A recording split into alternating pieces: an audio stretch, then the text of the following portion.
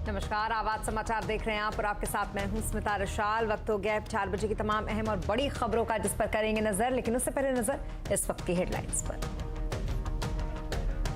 आज शाम को आएंगे रिलायंस इंडस्ट्रीज के नतीजे। सीएनबीसी आवाज पोल के मुताबिक चौथी तिमाही में 12% बढ़ सकता है कंपनी का कंसो मुनाफा। रिलायंस रिटेल और जियो की तरफ से भी दमदार प्रदर्शन की उम्मीद। हफ्ते के आखिरी दिन निफ्टी और सेंसेक्स की flat closing. Mid cap small cap शेयरों में बिकवाली, रियलिटी मेटल ऑटो शेयरों में गिरावट, बैंकिंग इंफ्रा शेयरों पर दबाव। कल से पूर्वी और उत्तर भारत में मौसम लेगा करवट। पूर्वी भारत में हीट वेव से राहत, उत्तर भारत में होगी बारिश, आईएमडी ने दिया अनुमान। जम्मू कश्मीर के पुंछ में आतंकवादियों की तलाश में सुरक्षा बल का सर्च ऑपरेशन जारी। एनआईए करेगी मामले की जांच। कल ग्रेनेड हमले में 5 सैनिक हुए थे शहीद। दिल्ली के साकेत कोर्ट में फायरिंग से हड़कंप। वकील की ड्रेस में आए हमलावरों ने महिला को मारी गोली, एक वकील भी घायल। भ्रष्टाचार से लड़ाई में लोक सेवकों की भूमिका अहम। गैस कनेक्शन में फर्जीवाड़ा रोकने के लिए तारीफ की पीएम ने किया अफसरों का सम्मान। ट्विटर पर वेरीफाइड अकाउंट के लिए फ्री ब्लू टिक बंद। अमिताभ, शाहरुख, सलमान, विराट समेत कई हस्तियों के ट्विटर अकाउंट से हटा ब्लू टिक। वेरीफाइड होने के लिए अब फीस जरूरी।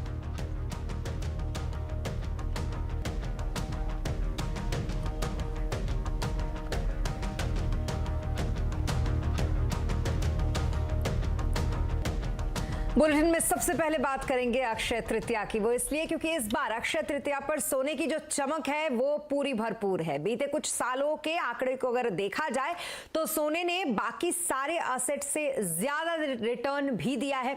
ऐसे में आने वाले समय के लिए सोने में निवेश करना कितना सही रहेगा, ये बताने के लिए हमारे साथ मौजूद है हमारी सहयोगी मनीषा गुप्ता। मनीषा जी, बताएं जरा कि अक्षय तृतीया पर गोल्ड की कितनी चमक रहेगी।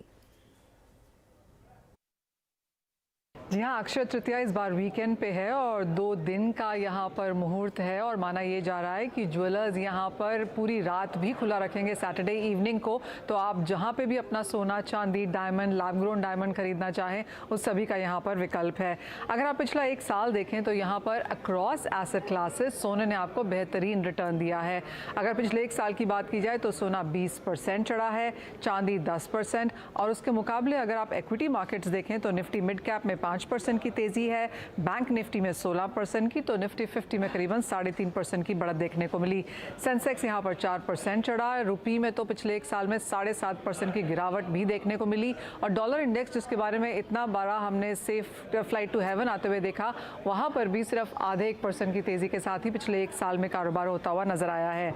अगर आप साल दर साल देखें तो पिछले साल यहाँ पर करीबन 50,000 प्रति 10 ग्राम के आसपास सोने के भाव थे अक्षय तृतीया पे, जो अब यहाँ पर ऑल टाइम हाइज छूने के बाद 60-61 हज़ार के आसपास हैं। यानी कि पिछले 1 साल में करीबन 10,000 रुपए प्रति 10 ग्राम की बढ़त आपने सोने में आते हुए देखी है। उसके पहले भी अगर देखें, अगर आपने सोना 2020 में लिया होता या 19 में या 2018 में, 2018 में यहाँ पर सोने के भाव 31,000 थे, तो वहाँ से हमने सोना डबल होते हुए देखा है। अगर आप 2003 के भाव देखें, जो कि यहाँ से एग्जैक्टली 20 साल पहले है, तो सोने के भाव 5,500 रुपए प्रति 10 ग्राम थे। तो वहाँ से करीबन 1000% के गेन्स हमने सोने में आते हुए देखे हैं। काफ़ी हद तक यही हाल चांदी का है, जहाँ पर पिछले 20 सालों में 900% का जंप चांदी भी यहाँ पर देती हुई नजर आई है। और ये चार्ट है जो आपको बताता है कि सालाना हमने कितनी तेज़ी यहाँ पर प्राइसेस में आते हुए देखी है। तो पिछले 1 साल में जैसे बताया गया करीबन 11% की तेज़ी है, तो हर साल यहाँ पर हमने बढ़त आते हुए ही देखी है। जहाँ तक आउटलुक की बात है, ज़्यादातर इंडियन ब्रोकरेजेस यही मानते हैं कि करंट लेवल्स भी खरीदारी के लिए बहुत बेहतरीन है। पिछले साल 50,000 में भी लोग कह रहे थे कि बहुत महंगा है, और अब 60,000 में भी ये लगने ही वाला है, लेकिन आगे जाकर सोना और भी तेज़ी दे सकता है, ये एक्सपेक्टेशन है। रेलीगेट ब्रोकिंग की, मोतीलाल ओसवाल, HDFC, इन सभी का मानना है कि 65 से 68,000 रुपीज़ के तक के लेवल सोना आपको अगले 1 साल में दिखा पाएगा। अच्छी खासी बढ़त की उम्मीद यहाँ पर IIFL, निर्मल बैंक, एक्सिस सिक्योरिटीज़ को भी है, जिनका मानना है कि हर डिप पे फिलहाल सोने में खरीदारी करनी चाहिए, फिर चाहे वो अक्षय तृतीया का बेहतरीन मौका ही क्यों ना हो। बहुत शुक्रिया तमाम जानकारी के लिए आपका मनीषा जी। तो कुल मिलाकर सोने की चमक जो है वो अभी बरकरार रहेगी और शनिवार को अक्षय तृतीया है। इस दिन सोना खरीदना शुभ माना जाता है, लेकिन पिछले दिनों सोने में जो तेजी आई उसने बाजार को थोड़ा सा डरा दिया है। ऐसे में ग्राहकों को लुभाने के लिए ज्वेलर्स ऑफर्स और नए नए कलेक्शंस लेकर आए हैं। देखिए इस रिपोर्ट में। अक्षय तृतीया पर सोना खरीदना शुभ माना जाता है, लेकिन इस बार ऊंची कीमतों के चलते बिक्री थोड़ी सुस्त है। ऐसे में ज्वेलर्स ने ग्राहकों को लुभाने के लिए अलग अलग स्कीम्स पेश की हैं। दिल्ली में तनिष्क, सेनको जैसे ज्वेलर्स मेकिंग चार्ज में 20 से 50% छूट का ऑफर दे रहे हैं। नए डिजाइन भी ग्राहकों को लुभाते हैं, इसलिए तनिष्क ने स्टर्निंग एवरी ईयर, तो सेनको ने शगुन के धुन नाम से नया कलेक्शन पेश किया है।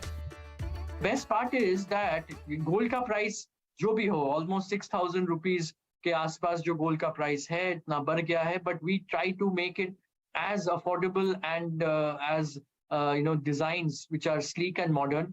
So the range starts from 30 to 40,000 rupees, and then it goes up to say 2 lakhs, 2.5 lakhs, depending on the kind of designs the customer selects.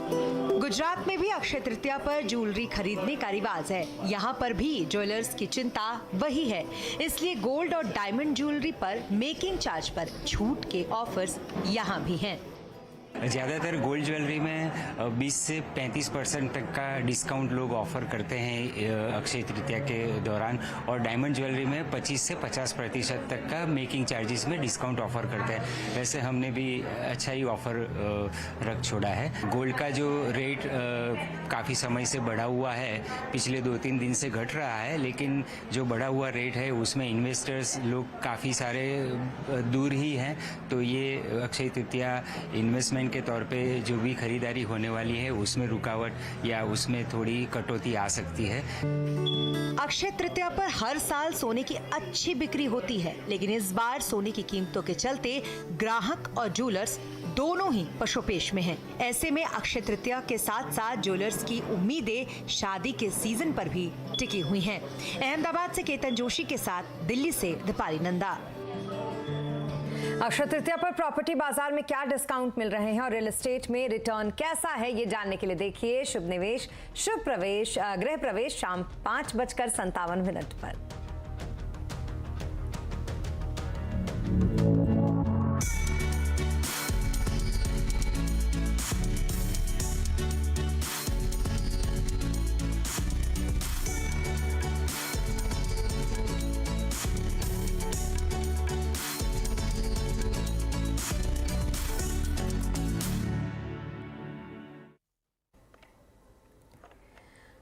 और अब बात करते हैं बाजार की, जहां कारोबारी हफ्ते के आखिरी दिन दायरे में कारोबार रहा। सेंसेक्स और निफ्टी फ्लैट बंद हुए। सेंसेक्स 23 अंक चढ़कर यहां 59,655 पर बंद हुआ, तो वहीं निफ्टी बिना बदलाव के 17,624 पर बंद हुआ। आज सबसे ज्यादा खरीदारी एफएमसीजी, आईटी, फार्मा शेयर में रही। रियलिटी, मेटल, ऑटो शेयर में आज गिरावट रही। इसके अलावा आज रिलायंस के नतीजे आएंगे। कैसे हो सकते हैं रिलायंस के नतीजे, ये बताने के लिए हमारे साथ जुड़ रहे हैं नीरज वाजपेयी। नीरज जी बताएं जरा किस तरीके के होंगे रिलायंस के नतीजे। इस बार अनुमान हम लोगों का ये है कि 8.5% के आसपास की रेवेन्यू ग्रोथ देखने को मिलेगी कंसोलिडेटेड बेसिस पे, यानी सारे बिजनेसेस को मिला के 2,35,000 करोड़ या उससे ज़्यादा भी हो सकती है, क्योंकि हम क्वार्टर ले रहे हैं तो आपको परसेंटेज में दिख रहा है। अगर हम YOY करें शायद इससे कहीं ज़्यादा बनता हुआ दिखेगा। 5-5.5% के बीच में एबिटा आपको फॉल होता हुआ दिखेगा और मुनाफा 17,700 करोड़ या 18,000 करोड़ को पार करेगा। तो ये नंबर बहुत ही स्ट्रॉन्ग इसलिए आ रहे हैं क्योंकि जो GRM है, जो कि अब ये देते नहीं है, लेकिन एक बैरल तेल से जितने भी प्रोडक्ट इन्होंने बनाए उसकी प्राइसेस एलिवेटेड रही हैं, तो उस वजह से काफ़ी बढ़िया फ़ायदा इनको देखने को मिलेगा और इसीलिए ये नंबर्स काफ़ी बढ़िया है। और ड्राइव वहीं से हो रहा है पेट्रोकेमिकल से आगे जाते हुए। चीन में ओपन अप हुआ तो उसकी वजह से भी ग्लोबली डिमांड हाई रही है फिनिश प्रोडक्ट की, तो उसका फ़ायदा देखने को मिल रहा है। दूसरे नंबर पे आता है रिटेल, और रिटेल में इस बार जो है 4.5 से 5% की ग्रोथ देखने को मिलेगी। 70,000 करोड़ को रेवेन्यू पार कर जाएगा और एबिटा में भी 2 से 2.5% की ग्रोथ हो, ये भी 5,000 करोड़ के पार निकलेगा। मार्जिन थोड़ा सा कम रहेगी, चूँकि ये वाला जो क्वार्टर होता है इसमें कई बार न्यू ईयर उससे आगे तक वो सेल कंटिन्यू होती है और बहुत सारे एक्विजिशंस भी इन्होंने इस दौरान किए। अगर क्वार्टर के दौरान देखें तो कैंपा कोला इसी क्वार्टर में आया, इंडिपेंडेंस नाम का एक एफएमसीजी ब्रांड लॉन्च किया इन्होंने और एफएमसीजी स्पेस में, और ख़ासतौर पे ब्यूटी प्लेटफॉर्म एक टीरा नाम से इन्होंने पूरी चेन लॉन्च की है। कई सारे बिजनेसेस इस फोल्ड में लेके आए, तो ये अपने आप में साइज़ में बहुत बड़ा हो चुका है और आजियो का जो परफॉर्मेंस है वो एक्स्ट्रा ऑर्डनरी आपको देखने को मिलेगा। तो रिटेल से भी आपको बढ़िया मिलेगा। जियो के नंबर सबड्यूड से रहेंगे। सबड्यूड इसलिए रहेंगे क्योंकि लास्ट क्वार्टर में कोई टैरिफ हाइक बहुत नहीं हुई इसमें, तो वो इसलिए आपको आरपू 178 के आसपास दिखेगा। डेटा कंजम्पशन अगेन रोबस्ट यहाँ पे आपको देखने को मिलेगा। रेवेन्यू जो है करीब करीब जो है 23-24 हज़ार करोड़ के आसपास निकल के आएगा और यहाँ पे एबिटा जो है 52% के आसपास रहना चाहिए, 52.6% के आसपास। तो तीनों ही सेगमेंट से आपको नंबर बहुत अच्छे देखने को मिलेंगे और ओवरऑल नंबर अगर आप देखेंगे वाईओआई बेसिस पे तो और भी बढ़िया परसेंटेज टर्म बेहतर देखेंगे। क्वार्टर भी 12-13% की ग्रोथ प्रॉफिट में देखने को मिलेगा। जी बहुत शुक्रिया तमाम डिटेल्स के लिए आपका नीरज जी। और आपको यहाँ पर एक डिस्क्लेमर दे दें, दरअसल सीएनबीसी आवाज़ टीवी 18 ब्रॉडकास्ट का हिस्सा है और इसका स्वामित्व रिलायंस इंडस्ट्रीज के पास है। बात शेयर बाजार की क्यों अटकी है चाल, आज आवाज अड्डा में इसी पर करेंगे बड़ी चर्चा शाम 7:57 पर।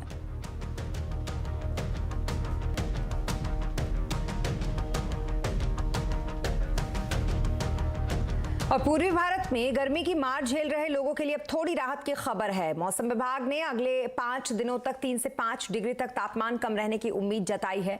मौसम से जुड़ी ज्यादा जानकारी के लिए जुड़ते हैं हमारे साथ असीम मनचंदा है, उनसे। असीम बताएं जरा, गर्मी तो भयंकर पड़ रही है, क्या और कब से राहत मिलेगी इस गर्मी से?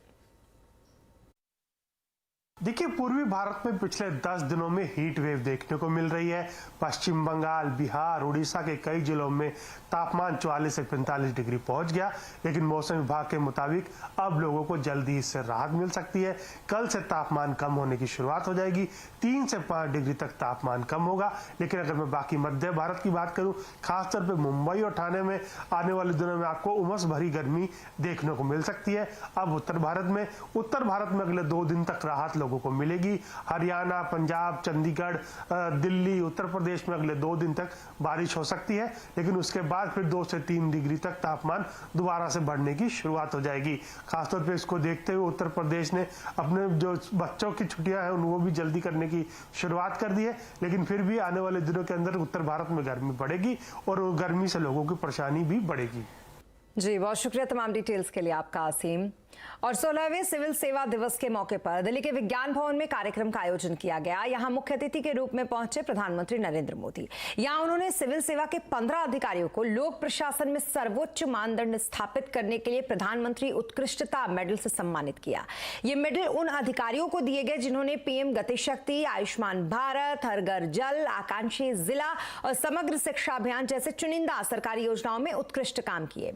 इस दौरान पीएम ने कहा कि ये उनका सौभाग्य है कि उन्हें ऐसे अधिकारियों के साथ काम करने का अवसर मिला है।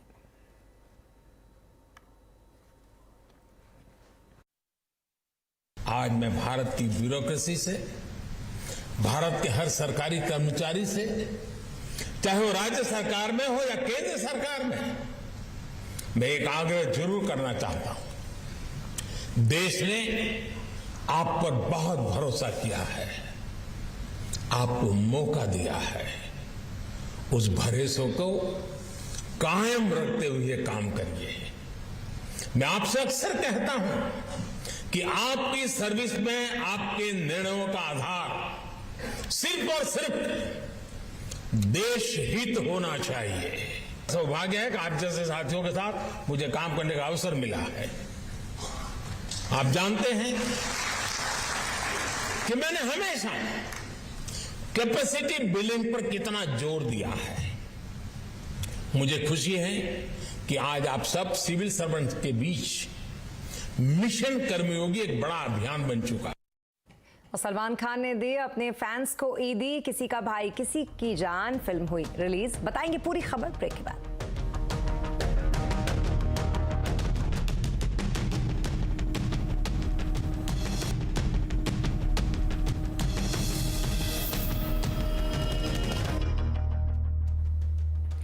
ब्रेक के बाद एक बार फिर आपका स्वागत है। दिल्ली के साकेत कोर्ट में आज सनसनी मच गई। दरअसल यहां पर साकेत कोर्ट में वकील की ड्रेस में आए एक शख्स ने महिला पर फायरिंग कर दी। महिला को 3 गोली लगी, जबकि एक गोली वकील अजय को लगी है। फिलहाल घायल महिला को अस्पताल में भर्ती कराया गया, जहां पर उसकी हालत नाजुक बनी हुई है। बताया जा रहा है कि आरोपी सस्पेंडेड वकील है और जिस महिला को उसने गोली मारी है वो उसकी जान पहचान की है। दोनों में पैसों को लेकर कुछ विवाद चल रहा था। पुलिस ने मामले की छानबीन अब शुरू कर दी है। जम्मू कश्मीर के पुंछ में सेना की गाड़ी पर हुए हमले के बाद अब यहां पर सुरक्षा बल का सर्च ऑपरेशन जारी है। आतंकवादियों को खोजने के लिए ड्रोन और खोजी कुत्तों का इस्तेमाल किया जा रहा है। एक तरफ इस आतंकी हमले की फॉरेंसिक जांच चल रही है, दूसरी तरफ आला अधिकारी की टीम भी जांच में लगी हुई है, तो वहीं एनआईए भी अब इस मामले की जांच करेगी। दरअसल कल शाम पुंछ में सेना की गाड़ी पर आतंकवादियों ने ग्रेनेड से हमला कर दिया था, जिसमें 5 सैनिक शहीद हो गए थे।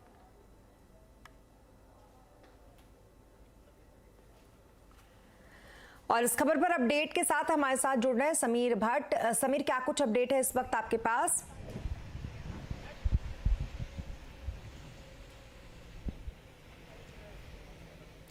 समीर, क्या आप मुझे सुन पा रहे हैं? क्या कुछ अपडेट है इस वक्त आपके पास?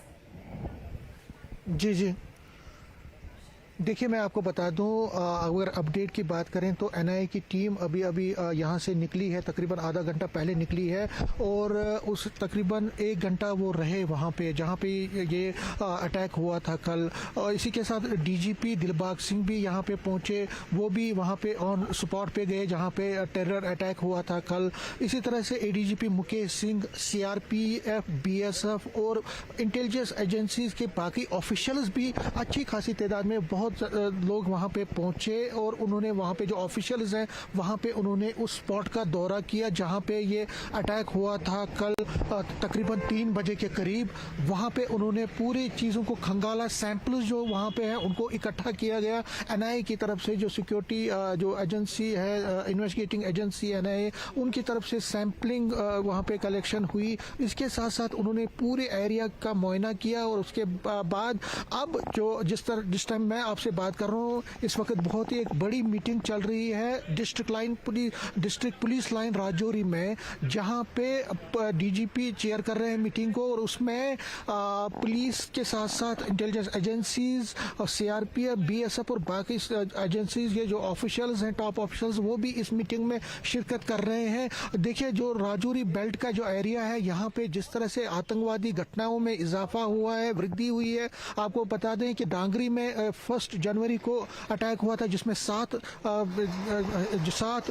मासूम लोगों की जानें चली गई। अब फिर कल अटैक हुआ, 5 जवान शहीद हुए। तो कल जो ये पुंछ का बेल्ट है, जो ये पुंछ राजौरी का जो बेल्ट है, यहाँ पे बहुत ज्यादा आतंकवादी घटनाओं में वृद्धि हुई है। तो बहुत शुक्रिया तमाम डिटेल्स के लिए समीर आपका। तो कुल मिलाकर एनआईए वहां पर जांच करके भी फिलहाल जा चुकी है और हाई लेवल की मीटिंग वहां पर जारी है। अब बात तो कोरोना को लेकर, क्योंकि कोरोना के मामले लगातार बढ़ रहे हैं। पिछले 24 घंटों में कोरोना संक्रमण के कुल 11,692 नए मामले दर्ज किए गए हैं। 28 लोगों की अब तक मौत भी हुई है। इसी के साथ देश में एक्टिव मरीजों की संख्या अब 66,000 के पार हो गई है। हरियाणा, दिल्ली, पंजाब, महाराष्ट्र, इन जैसे राज्यों में कोरोना तेजी से फैल रहा है। हरियाणा में पिछले एक दिन में 1,000 से ज्यादा केस कोरोना के दर्ज किए गए हैं।